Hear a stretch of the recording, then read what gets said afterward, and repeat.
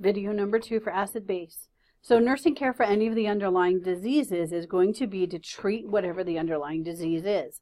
You're not going to make things go away. We can balance it out. We can add buffers to it. We can add bases to it, add acids to it. But you really need to treat the disease or underlying cause. Use the resources available to you to be able to do that. So use respiratory if we need to manage a respiratory problem, or a kidney. We're going to consult with the dialysis people to help us manage the underlying causes. Really, that's the bottom line.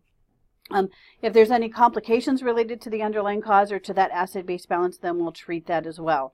We will talk about those a little bit here coming up. Again, we're just introducing you to the concept of acid-base and understanding what normal pH is, normal CO2, and normal. We're going to look at some of the very common underlying causes and how things are balanced out. You will get much more into depth into this as you move forward in the nursing program. So don't feel like you have to know all of this.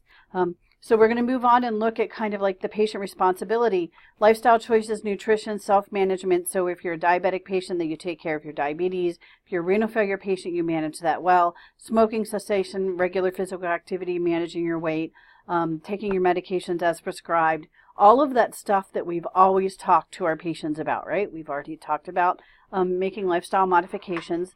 Encourage your patients to follow a heart-healthy diet or a diet, especially if they're a dialysis patient. You'll talk about how important that is when we look at proteins and phosphoruses and low phosphorus foods when we get there. Make sure you drink 6 to 8 glasses of water per day because you can shift fluids, eyes and nose, and it can also cause medical complications.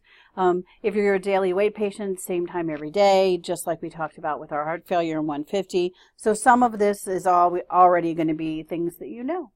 So a couple of the common complications or causes that we'll see, they're listed out in chart form very nicely in your textbook on page 8 and page 9, and then they're also listed as individual exemplars.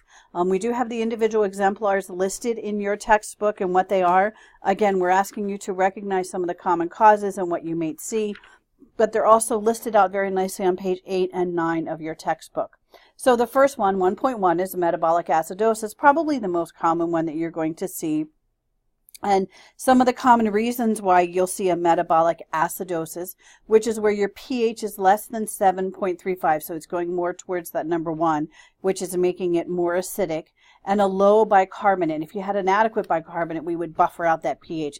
So a low bicarbonate. Critical values, as listed on page 9 in your text, are a pH of less than 7.20. It would be a critical range, and a bicarb of less than 10 milliequivalents per liter. Per liter, I apologize for that.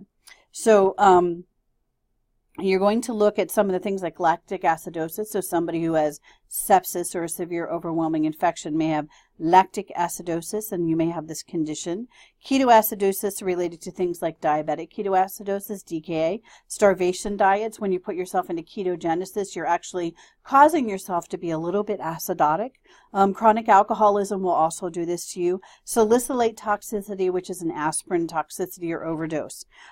Anything that decreases acid secretion, like renal failure. Anything that increases bicarbonate loss, like diarrhea, ostomy drainage, intestinal fistulas, and we talked about those when we talked about things like Crohn's disease. They're at high risk for metabolic acidosis because you're losing a lot of bicarbonate through that secretions. An increase in chlorides, such as sodium chloride in IV solutions, renal tubular acidosis, or carbonic hydroxylase inhibitors. Now, these are right from your text, so you don't have to know all of those, but understanding that metabolic acidosis can occur with increased acid production, decreased acid excretion, increased bicarbonate losses, and increased chloride. Symptoms of this can be nausea, vomiting, weakness, fatigue, change in level of consciousness, and hyperventilation. If you're going to hyperventilate or breathe too fast, it's to blow off some of that acid. And it'll tell you the interventions and therapies in your text on page 8. So these do a really good job. So probably one of the most commonly seen in somebody with COPD as well. I'm sorry, that's respiratory, and I apologize. I'm sitting here looking at the wrong one. So metabolic is more related to kidneys that you'll see the most common. Metabolic alkalosis, it's your next one. So it's going to be a metabolic reason for like base. You're going to have kind of base it's going to be a base. An increase of acid loss or excretion, such as vomiting, gastric suction. So remember when we talked for NG output, when we talked about replacing the stomach contents, this is one of those reasons why you would. If you take out too much of their NG stuff, and if it's to suction, you could be actually sucking out all of their acid, which could cause a metabolic alkalosis. You're getting rid of a lot of acid, so you're going to end up more base.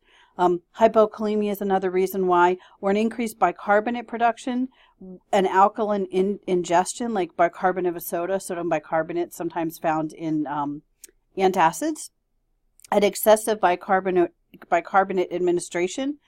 So if you're giving somebody a sodium bicarbonate IV, which we rarely do, this is a little bit harder to correct because it's a little bit harder to give somebody an acid than it is to give a base. We don't do it as often, but it is something that you want to watch. The symptoms of this are confusion to change of level of consciousness, hypotension. You may have tetany and seizures related to the chloride as well. Monitor eyes and nose, monitor vital signs, administer IV fluids, and treat the underlying problem, of course. So exemplar 1.3 is respiratory acidosis, and that one is you're going to be a pH of less than 7.35.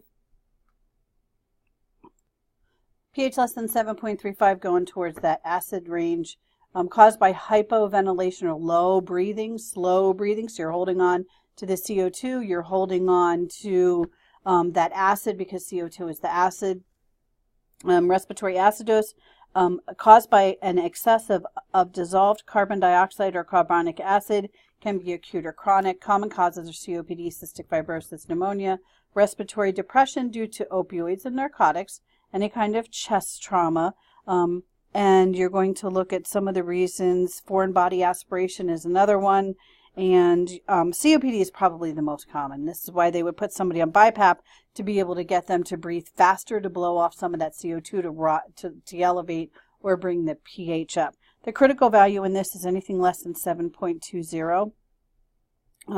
So this one is really easily fixed by getting them to breathe faster, and that's typically what we see. And we can adjust ventilator settings in the hospital to make those numbers happen. Acute headache, irritability, altered mental status, change of level of consciousness, cardiac arrest can also occur as a response to respiratory acidosis. Respiratory alkalosis, greater than 7.45 is the pH they're looking at. And the most common cause of this is going to be when you're very hyperventilating, like when you have a panic attack, severe anxiety attack, and you're breathing so fast that you're blowing off all of the CO2. So you're blowing off all of the acid, so it's going to become more base, it's going to become more alkaline. So greater than 7.45. And what we typically do with these patients, and I don't know if you've ever heard of this before, is to breathe in a paper bag, because then you rebreathe your carbon dioxide to help bring that pH back into normal range. So it can be anxiety-induced hyperventilation. Fever can also do this as well. Commonly seen with hyperventilation, dizziness, palpitations, tetany or abnormal muscle movement, decreased level of consciousness. So respiratory alkalosis is another one. Most common ones are probably respiratory acidosis and metabolic acidosis. So we really kind of just want you to understand what they are.